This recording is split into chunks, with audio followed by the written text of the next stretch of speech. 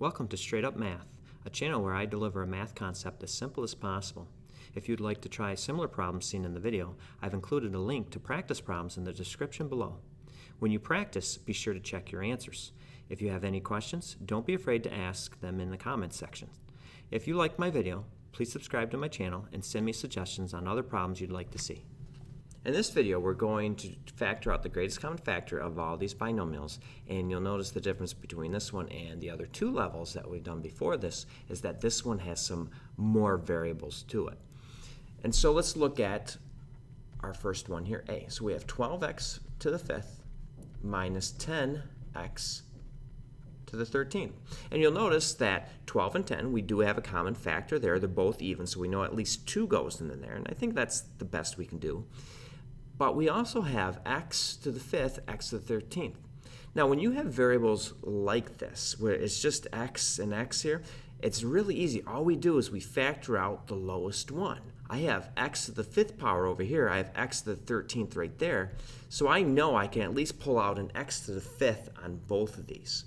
So let's go ahead and do this. So I'll do this in 2 parts. 12 and 10, I said the greatest common factor was 2. The greatest common factor between x to the fifth and x to the 13th, so this is the second part, is x to the fifth. All right, so that's how I just get my greatest common factor. I look at the coefficients, get that one, and then I look at the variables and get the variable. So after I get my greatest common factor picked out, now let's just factor it out. 12 divided by 2 is 6. X to the fifth divided by x to the fifth is a 1. I'm not going to write that down because 6 times 1 is just 6 anyways, and we don't write that. Minus 10 divided by 2 is 5. X to the 13th divided by x to the fifth. Now remember, when we divide like bases, we just subtract the exponents. So that's going to be 13 minus 5. That's x to the 8th. And so that is my binomial factored out using GCF. Let's look at B. So we have 12x to the fifth again, minus 44x to the 8th is equal to. So I'm looking at both of these, and I'm going to look at the coefficients first, 12 and 44, and the greatest common factor there is a 4, I believe. It could be higher. I'm pretty sure that's going to be the one. And then we've got x to the fifth and x to the 8th. Again, just look at the lowest of the 2 numbers, and you know that's how much of those you can pull out with that variable. So that's going to be x to the fifth is what I can pull out. So 12 divided by 4 is 3. X to the fifth divided by x to the fifth is 1. Again, I'm not going to write that 1 there because 3 times 1 is just 3. There's no need to write it there. Minus 44 divided by 4, that's 11. And then I have x to the 8th divided by x to the fifth. We just subtract those exponents. 8 minus 5 is 3. And so that is my binomial factored out using GCF. So let's do one more.